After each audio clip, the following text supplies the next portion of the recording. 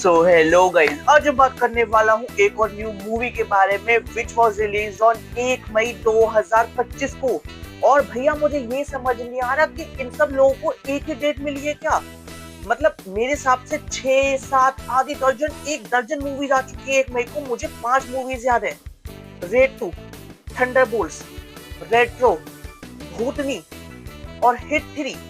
ये तो वो है जो मुझे याद है। और इनमें से अभी मैं सिर्फ एक देख के आया हूँ, यानी अपनी रेड 2। तो चलो उसके बारे में बात करते हैं। तो जैसा कि हम सब जानते हैं, रेड 2 अपनी रेड 1 का सीक्वल है और फर्स्ट और सेकंड के अपने डायरेक्टर सेम है, यानी अपने राजकुमार गुप्ता। और ये दोनों अपने पैनोरामा के साइड से आई है। भूषण कुमार ने इसको प्रेजेंट किया है और इसे कहते हैं ऑफिशियल एंड प्रॉपर सीक्वल, क्योंकि ये अपने फर्स्ट पार्ट की स्टोरी को और उसके कैरेक्टर्स को कंटिन्यू करते हुए अपने सेकंड पार्ट को लाती है, यानी अपने रेड 2 को। अगर मैं इसकी स्टार कास्ट के बारे में बात करूं तो देखो, इसकी स्टार कास्ट में सबसे पहले अपने मेन आते हैं अपने अजय देवगन, जो अपने पार्ट 1 के रोल यानी अपने अमेय पटनायक को सेम ऐसे कंटिन्यू करते हैं। और जो अपने पहले पार्ट में विलन थे, यानी जो अपने सौरभ शुक्ला थे, वो इस पार्ट में भी है, बट वो इस पार्ट के मेन विलन नहीं है। बेसिकली वो इस पार्ट के कॉमिक टाइमिंग वाले ज्यादा है मैं कहूंगा, क्योंकि वो जेल से, वो थर्ड पार्टी से, वो हम लोगों से फोर्थ वॉल ब्रेक करके भाई प्रॉपर ऐसे कॉमेडी करते हुए सारी हमें इंफॉर्मेशन, वो नरेशन दे रहे होते हैं।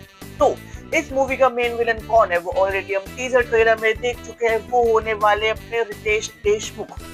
एंड पर्सनली भाई, जब मुझे पता चला था कि रितेश देशमुख इसमें अपने मेन विलन होने वाले हैं, एक विलन रितेश देशमुख का। देखो पर्सनली मुझे ऐसा लगता है कि रितेश देशमुख ने ना खुद को बहुत अंडर यूटिलाइज किया है कि चलो मैं कॉमेडी रोल में कर लूं। इससे पहले अजय देवगन और रितेश देशमुख साथ में अपने धमाल के थर्ड पार्ट पे आए थे, और अब ऐसे आमने सामने। तो भाई मेरे हिसाब से रितेश देशमुख को और खुद को ज्यादा एक्सप्लोर करना चाहिए कि भैया तुम एज अ विलन भी बहुत अच्छा काम करते हो। फिर इसके अंदर जो अपने अजय देवगन की वाइफ होती है, जो फर्स्ट पार्ट में थी अपनी एलियाना डिसूज, उसको रिप्लेस कर दिया है अपने वाणी कपूर ने। तो सेम है, वो एक्ट्रेस चेंज हो चुकी है। इसके अंदर साथ में आते हैं अपने रजत कपूर, जो अपने अजय देवगन के भी हेड होते हैं। भाई रजत कपूर भाई साहब क्या करके मानोगे, अभी 18 अप्रैल को अभी जस्ट आपकी एक वेब सीरीज आई खौफ करके, और आपने उसमें क्या काम किया है। उसके बाद कास्ट में आती है सुप्रिया पाठक, जो रोल प्ले कर रही होती है अपने रितेश देशमुख की माँ का। उसके बाद आते हैं इसमें अमित CI, इनको तुमने मिर्जापुर में भी देखा होगा, मल्टीपल इनको तुमने हाँ उसमें भी देखा होगा, स्पेशल 26 में। तो बेसिकली मूवी के कॉमिक टाइमिंग एंड कह सकते हैं मूवी में एक और अलग एलिमेंट डालने के लिए इनको रखा जाता है। तो अगर मैं मूवी के अपनी स्टोरी के बारे में बात करूँ तो जो अजय देवगन है वो अपने इनकम टैक्स के ऑफिसर ही है। बेसिकली वो इस बार उनका प्रमोशन हो चुका है, वो अपने कमिश्नर बन चुके हैं अपने इनकम टैक्स के ही। दूसरी साइड जो अपना रितेश देशमुख है, वो भुज यानी अपने गुजरात के वो बन चुके हैं अपने कैबिनेट मिनिस्टर, और उनका नाम कुछ मनोहर या मानेगा करके कुछ असली लाइफ में है, बट ये ऑलरेडी इतना दान वगैरह कर चुके हैं, इसलिए सब इनको दादा भाई बुलाते हैं। अब ऑलरेडी इसमें दिखाए गए कि भाई इतनी रेड मारते मारते अपने सौरभ शुक्ला के ऊपर रेड मारने के बाद अपना जो अमेय पटनायक है, यानी जो अपने अजय देवगन है, वो 74 रेड मार चुके हैं। एंड जो उससे टोटल उन्होंने जितना भी पैसा वसूला है वो है 4200 करोड़। अभी तक इनके 74 ट्रांसफर ही हो चुके हैं। जहां जहां पे ये रेड मारते हैं वहां वहां इनके 73 ट्रांसफर भी हो चुके हैं। तो इतना ज्यादा ईमानदार पुलिस वाला, तो ऐसा क्या हुआ कि इस मूवी के स्टार्टिंग में ही एक बहुत बड़ी हेडलाइन छपती है फिर से अपने अमेय पटनायक की।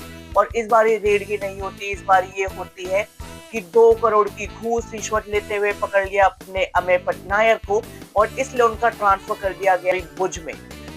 सोचो तुम्हारा और इतना ज्यादा अच्छा है कि 73 एक न्यूज और एक बुरी न्यूज, और जो तुम्हारी पूरी रेपुटेशन थी वो पब्लिक और मीडिया के आगे बिल्कुल खराब हो चुकी है।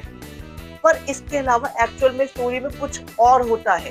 दूसरी साइड दिखाते हैं जो अपने रितेश देशमुख है, वो पहले बहुत ज्यादा गरीब थे। उनकी पहले दुकान होती थी, फिर उसके बाद दुकान में से जितना पैसा भी वो कमाते थे उसमें वो गरीबों को खाना देने लग गए। फिर जब उनकी दुकान कम चलने लग गई, उन्होंने अपने दुकान का सामान बेचा, फिर अपनी दुकान ही बेच दी ताकि मैं गरीबों का पेट भर सकूं। और जब उनके पास खुद 1 रुपया भी नहीं था, तब जितने भी वो लोग थे उन सब ने कहा कि आप ऐसे काम करो, आप चुनाव लड़ो।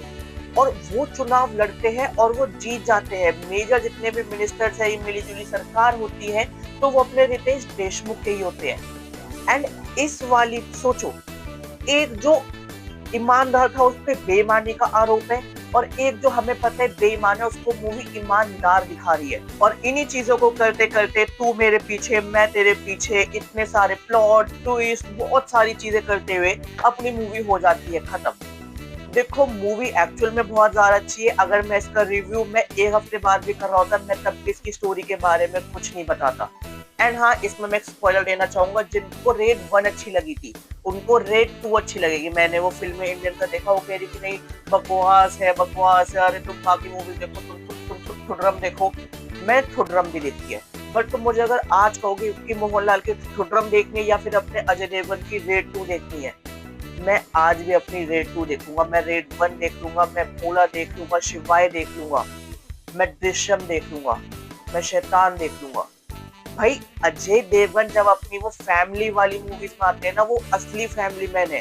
मनोज बाजपेयी सिर्फ वेब सीरीज वाला है। अब ये अपने मेन एक्टर बन के नहीं आते, अब ये किसी के पति, 2-3 बच्चों के बाप बन के आते हैं, जो इस मूवी को और ज्यादा इंटरेस्टिंग बनाता है। इनफैक्ट अपने अजय देवगन की हर मूवी को इंटरेस्टिंग बना देता है। एंड भाई इनकी जो वो एक्टिंग है वो इतनी नेचुरल और इतनी ग्राउंडेड एंट्री, और इतनी जो प्रॉपर ऐसे ग्राउंडेड एक्टिंग चल रही होती है, इसको देख के बहुत ज्यादा मजा आ जाता है। और इससे ज्यादा अगर मैंने इस मूवी के बारे में कुछ भी बोला तो मेरे हिसाब से मेरे मुंह से स्पॉइलर ना निकल जाए।